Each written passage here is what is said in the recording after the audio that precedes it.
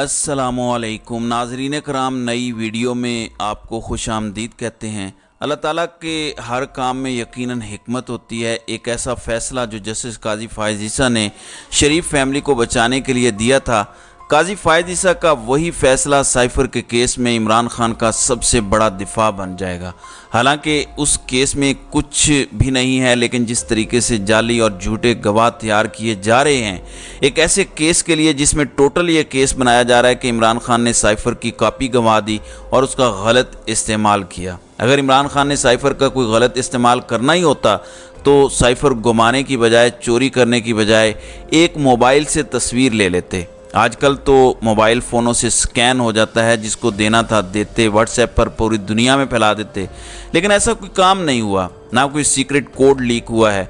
लेकिन ऐसी दफ़ात लगा दी गई हैं कि 14 साल तक कैद, बल्कि सज़ाए मौत तक के भी मामलात हैं। हालांकि इनके पास कोई केस तो है नहीं। ज़्यादातर लोग यही कह रहे हैं कि ज़्यादा से ज़्यादा भी अगर बहुत ज़ोर लगा लें तो 2 साल वाली दफ़ात वाला केस बन सकता है। लेकिन ज़ाहिर है कि जज को लिखा हुआ फ़ैसला मिलेगा, उसने पढ़कर सुनाना है। जब उसे मिलेगा फ़ैसला तो उसे भी वहीं खोल कर पता चलेगा कि 7 साल सज़ा देनी है, 10 साल सज़ा देनी है, 14 साल सज़ा देनी है, क्या करना है। ऐसे में काजी फ़ाइज़ ईसा का फ़ैसला बहुत बड़ी रुकावट बनने जा रहा है। नाज़रीन इकराम, मैं आपको पढ़कर सुनाता हूँ, लेकिन उससे पहले आपको तशवीशनाक ख़बर से आगाह करना ज़रूरी समझता हूँ, अपना फ़र्ज़ समझता हूँ।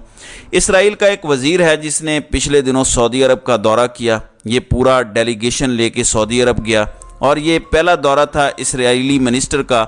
उसका नाम है हेम गार्ड्स। अब ये क्यों इम्पोर्टेंट है, क्यों सिग्निफिकेंट है, इसके लिए आपको तारीख़ देखनी पड़ेगी 26 सितंबर 2023। क्या आपको पता है कि जब निगरान काकड़ सऊदी अरब पहुंचा और अब सऊदी अरब से सीधा पाकिस्तान वापस आया है, तो इस दौरान इसराइल का वफद भी सऊदी अरब में मौजूद था ऑफिशियल विज़िट पे। मैं बात को यहीं पे छोड़ता हूँ, आप लोग समझदार हैं, बहुत कुछ समझ सकते हैं। काकड़ किन का नुमाइंदा है, काकड़ कौन लेकर आए हैं और काकड़ सऊदी अरब उम्रा क्यों करने गया है, बहुत कुछ डॉट्स कनेक्ट करके आपको समझ आ जाएगी। अब नाज़रीन इकराम आते हैं वो केस मैं आपको सुनाता हूँ काजी फ़ाइज़ ईसा का हुदैबिया पेपर मिल्स केस की जजमेंट का पैरा नंबर 31। उसमें लिखते हैं कि to enable a statement recorded under section 164 of the court to be used against an accused, it must be recorded in the presence of the accused and the accused given an opportunity of cross examining। अब इसका simple तर्जुमा है और मैं आगे बताता हूँ कि नेक्स्ट उसने क्या लिखा है।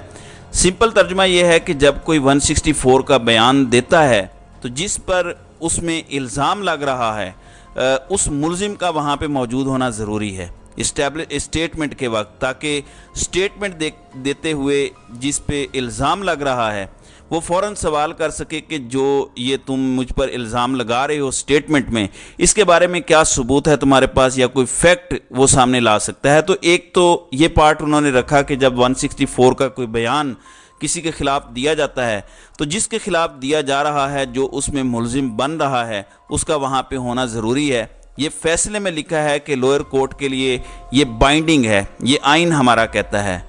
नंबर 2, इसी पैरे में आगे चल के लिखते हैं कि विटनेस ने जो स्टेटमेंट दी, मिस्टर डार ने, उनकी स्टेटमेंट ये कहती है कि ये जो फॉरेन करेंसी अकाउंट्स वगैरह हैं ये शरीफ फैमिली के थे।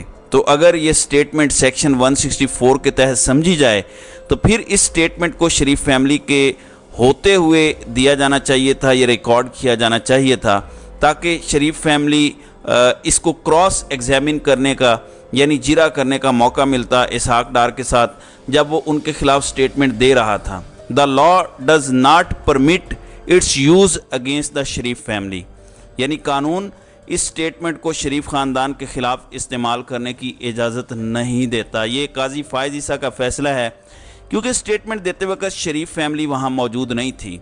जब इसहाक डार ने हुदैबिया पेपर मिल्स केस में पूरी मनी ट्रेल दे दी थी, इस वजह से इस टेक्निकलिटी की बुनियाद पर शरीफ ख़ानदान पर यह केस ख़त्म कर दिया गया था। अब वही काजी फ़ाइज़ ईसा सुप्रीम कोर्ट के चीफ जस्टिस हैं। निचली अदालतों के लिए सुप्रीम कोर्ट के तमाम फ़ैसले बल्कि तमाम इदारों के लिए बाइंडिंग होते हैं, आपने ये मानने ही मानने होते हैं। आप ये नहीं कह सकते कि सुप्रीम कोर्ट का फ़ैसला जाए भाड़ में।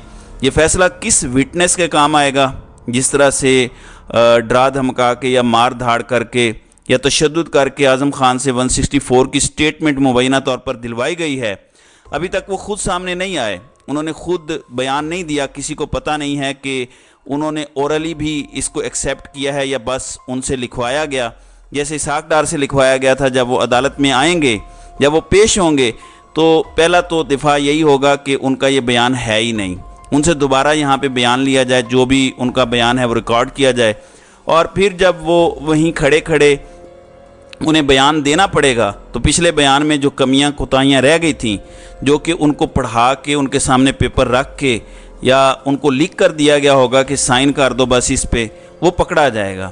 جو وکیل ہوتے ہیں وہ بڑے تیز ہوتے ہیں، اور عمران خان کے وکلاء نے اگر تیزی دکھائی تو اعظم خان کیونکہ دل سے تو نہیں چاہ رہے ہوں گے، تو وہ بھی آپ دیکھیں گے کہ کوتاہی کمی چھوڑ دیں گے، اور میں آپ کو یہ بتا رہا ہوں کہ یہ ہوگا، تو ان کے لیے عمران خان کو اس کیس میں سزا دینا بڑا مشکل ہو جائے گا، اور یہ میرے اللہ کی تدبیریں ہیں۔ کس نے سوچا تھا کہ حدیبیہ پیپر ملز کیس کا بند ہونا، جو کیا شریف خاندان کو بچانے کے لیے گیا تھا، وہ اب ان کے اپنے گلے کی ہڈی بن جائے گا۔ وہی نواز شریف جو چاہتا ہے کہ عمران خان کو بھی 10 سال سے زیادہ قید ہو، کیونکہ اسے 10 سال پاناما کیس میں سزا ہوئی تھی، بدلہ لینا چاہتا ہے، اسی کے اپنے کیس میں دی گئی اس کی رعایت عمران خان کے بھی کام آئے گی۔ اور اب یہ کیونکہ قانون ہے، جب سپریم کورٹ کا فیصلہ ہوتا ہے وہ قانون کے برابر ہوتا ہے، یہ قانون کی حیثیت رکھتا ہے، یہ یاد رکھیے گا۔ اب ناظرین کرام، 2 نیریٹو آپ کو آنے والے دنوں میں سننے کو ملیں گے۔ نمبر 1، عمران خان نے پاکستان کی نیشنل سیکیورٹی کو خطرے میں ڈالا، سائفر کو لہرا کے، سائفر کو اس طرح پبلکلی اس پر بات کر کے عالمی طاقتوں کو ناراض کیا۔ عمران خان نے پاکستان کے تعلقات خراب کیے، پاکستان کو ناقابل تلافی نقصان پہنچا، IMF جو ہمیں ڈیل نہیں دے رہا تھا وہ بھی اسی وجہ سے نہیں دے رہا تھا۔ تو ذرا سمجھ لیں اس بات کو تاکہ آپ اس کو کاؤنٹر کر سکیں۔ عمران خان کو آپ حکومت سے نکال چکے تھے، سائفر اس کے بعد عمران خان نے بولنا شروع کیا، اس سے پہلے عمران خان نے کسی ملک کا نام نہیں لیا تھا جب تک وہ وزیر اعظم تھے، جب تک سائفر ڈی کلاسیفائی نہیں ہوا عمران خان نے کسی ملک کا نام نہیں لیا۔ جو 27 مارچ کی اسلام آباد کی تقریر تھی، عمران خان نے کسی ملک کا نام نہیں لیا، تب تک کسی کو پتہ نہیں تھا کہ کہاں سے دھمکی آئی ہے۔ آپ نے عمران خان کو نکال دیا، نئی حکومت آ گئی۔ سائفر ثابت کرتا ہے کہ جب آپ عمران خان کو نکال دیں گے سب معاف کر دیا جائے گا۔ پھر آپ نے عمران خان پر ریڈ لائن لگا دی اور آپ نے یہ میڈیا پہ چلوایا تاکہ امریکہ تک میسج پہنچ جائے۔ تو آپ مجھے بتائیں کہ کس طرح سے پھر بیرونی تعلقات خراب ہوئے، کیونکہ عمران خان جو مرضی بولتا رہے اس پر آپ نے ریڈ لائن لگا دی۔ اس کو قتل کرنے کی بھی کوشش ہو چکی ہے ملٹیپل ٹائمز، اس کو جیل میں بھی ڈال دیا ہے۔ اب کوئی مجھے اس سوال کا جواب دے دے، سب سے پہلے عدالت ہی دے دے کہ کس عالمی طاقت کو فائدہ پہنچا ہے عمران خان کی اس بات سے۔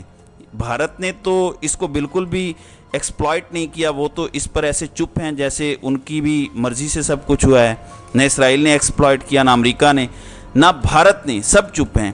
امریکہ سے تو ان کے اپنے اخبار انٹرسیپٹ نے پوچھا ہے کہ آپ نے عمران خان کی حکومت گرائی، وہ چپ ہو جاتے ہیں، تو بول تو کوئی نہیں رہا، آپ کو کیسے نقصان ہو گیا؟ پہلا تو یہ سوال ہے، اور دوسرا بیانیہ اگلے کیس کے لیے آپ کو ابھی سنائی دے گا، جو کہ 9 مئی عمران خان کے اغوا کے بعد کے واقعات کے حوالے سے ہے کہ عمران خان نے ریاست سے ٹکر لے لی، عمران خان کو کروانا چاہتا تھا فوج میں، اور یہ ساری باتیں دوبارہ سے سرفیس پہ آئیں گی۔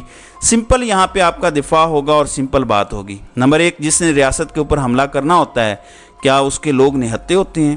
KPK سے عمران خان کے سپورٹر نکلے باہر، کسی ایک کے پاس بھی اسلحہ نہیں تھا۔ سب جانتے ہیں کہ KPK میں لوگوں کے لیے اسلحہ ہونا نارمل سی بات ہے۔ چلیں پنجاب کو آپ سائڈ پر کر دیں تھوڑی دیر کے لیے، بلوچستان میں لوگ باہر نکلے تھے، کہیں بھی اسلحہ نہیں پکڑا گیا، کسی چلان میں نہیں ہے کہ کسی کے پاس اسلحہ تھا۔